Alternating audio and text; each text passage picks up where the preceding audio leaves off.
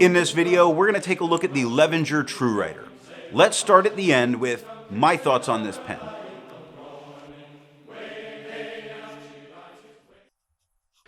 This pen is the only pen that I have with a absolutely buttery smooth nib. And you're going to see that be a problem a few times on this paper where it has issues skipping or hard starting. Not baby's bottom, it doesn't have that. It's what happens when you have a buttery smooth nib and very smooth paper.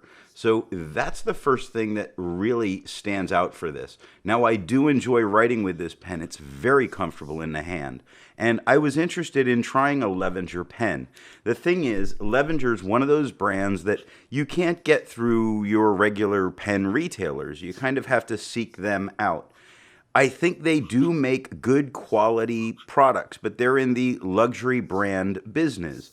And with that, I'm not sure that this pen is fully up to that luxury brand idea. It's a great pen, but I'm not sure how well it truly fits into that full idea of it being the luxury pen. It's beautiful to look at, and it's comfortable in the hand. On most papers, any paper with any kind of tooth. So Rhodia, even though it's coated, it works much better on than this Mnemosyne paper.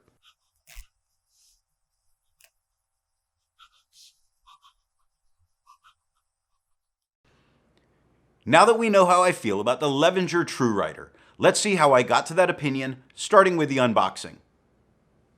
The Levenger TrueWriter came in a box like this, which came in a box like this, which contained another box like this.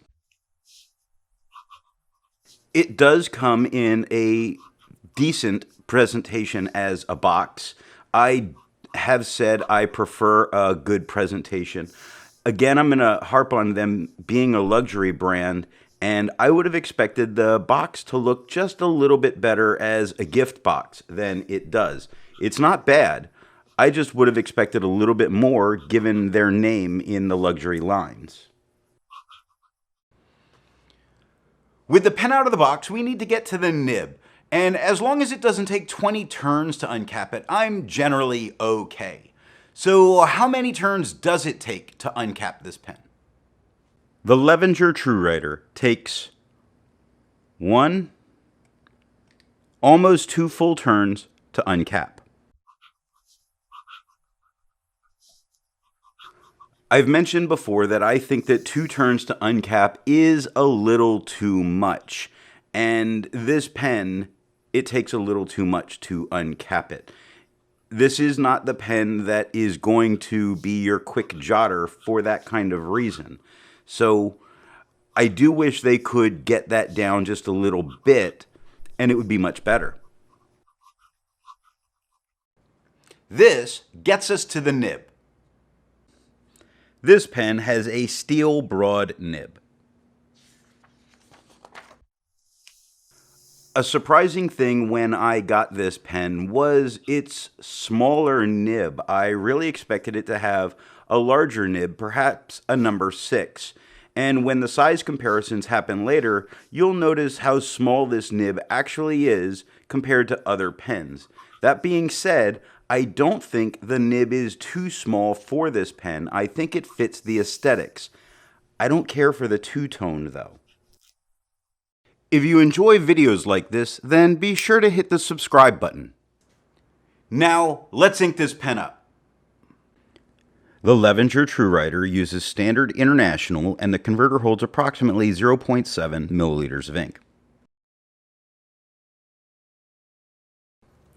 The ink for today is Ackerman's Gourmet Pink.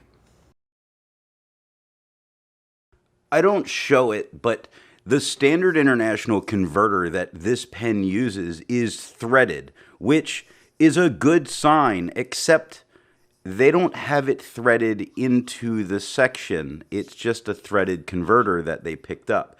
I really think they missed a moment there by not having the section threaded to receive this converter. I would have really been much happier with it if it did that.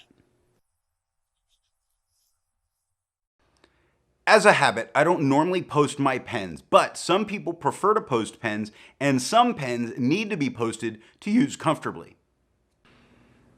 This pen posts very easily. It doesn't take very much push to get that cap on there nice and secure. It does make it feel a little bit back heavy, but you don't need to post it. Now, if you really wanted to, you can, and it's going to be on there without any kind of a problem. It feels great in the hand with or without the cap, so I tend to use it without. Now, the important part, the writing sample.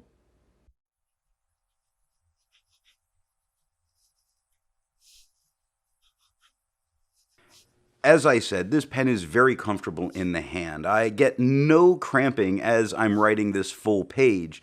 I have no real issues with it other than the nib itself is over polished and not to the point of baby's bottom. I have gone looking for that, but I really only have trouble with this pen on Clairefontaine and Mnemosyne paper because they are so smooth, and I guess I with that would throw in the Tomoe River. So I'm losing some of the top brands of paper because of how smooth this nib is. And I get that there's a lot of people that want that buttery smooth feeling. I prefer a little bit of feedback because it avoids this type of issue of the hard start. It honestly does become a little frustrating while you're writing to back up and do letters over again. Or sometimes when it's just not making a good enough contact to start that ink flow. And that's a little bit of a problem for me because I don't want to have to slow down in what I'm writing. I know my penmanship's not the best because when you see me writing, that's just me writing. I'm not trying to make pretty writing. I'm just writing. And when I'm just writing, I need the pen to keep up with me. I'm not super fast, so that shouldn't be a problem.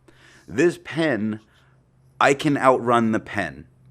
And I have some problems with that. It's not my favorite pen to use, but I love looking at this pen. I really do enjoy using the pen. I kind of wish that maybe I had it more set for some cheaper papers, meaning maybe if I had a drier, finer nib in there, it would work better on more papers. Unfortunately, currently it runs with limitations for me, which is a problem when I know what notebooks I'm using.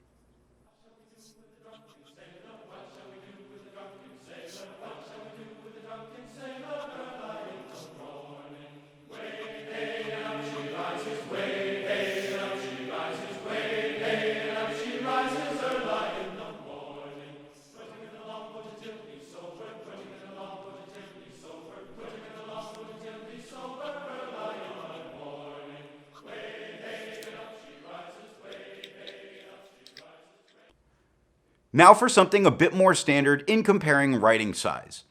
I use Namiki Blue to do this.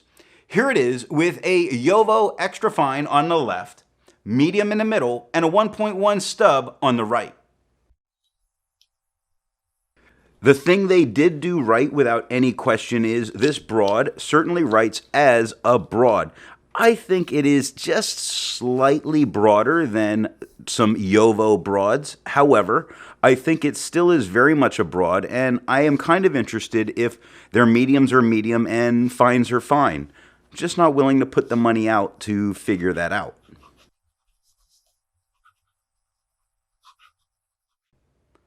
But how does it compare in looking at the writing of a Levenger True Writer with a broad nib?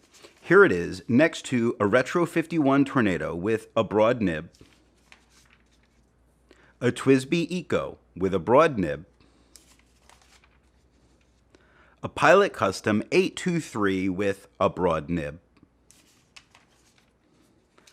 a Franklin Christoph Model 66 with a broad sig nib, a Visconti Medici Oversize with a broad nib, and a Pilot Metropolitan with a 1.0 stub.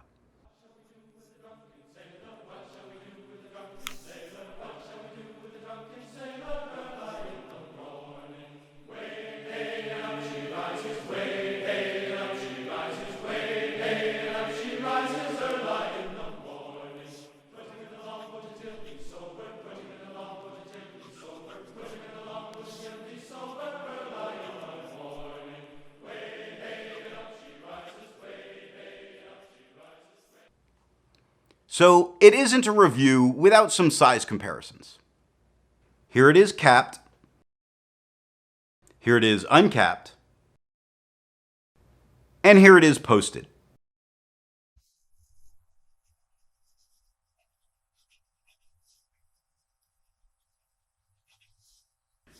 Having seen the size comparison, I'm going to remind you about the nib, in that this is a much smaller nib than I think it should have had. The pen itself is a very good size, and I don't find the metal section on it slippery at all. So it fits in my hand and stays comfortable the entire time.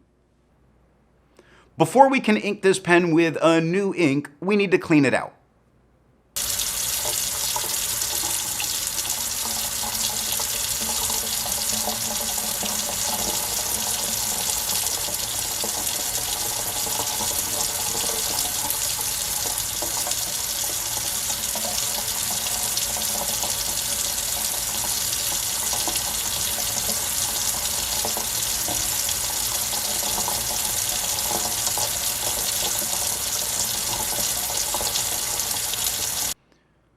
Be sure to check out the next pen review where we take a look at the Pelikan M205. Are you a fountain pen user that your family gives you a hard time for leaving ink stains on towels? Have I got the product for you? Pre-stained towels. That's right. You can get your very own pre-stained towels now. For the low price of $19.95, you can get your own ink stained towels. Not only have they been stained, they have not been washed, and there's no guarantee that when your friends and family use it, it's not going to transfer onto their face, hands, or body, depending on the size towel that you get. Act now and get yours today. If you want to be able to support not just my channel, but any reviewer, then when you make a purchase, be sure to tell that retailer where you heard about it. Thanks for watching.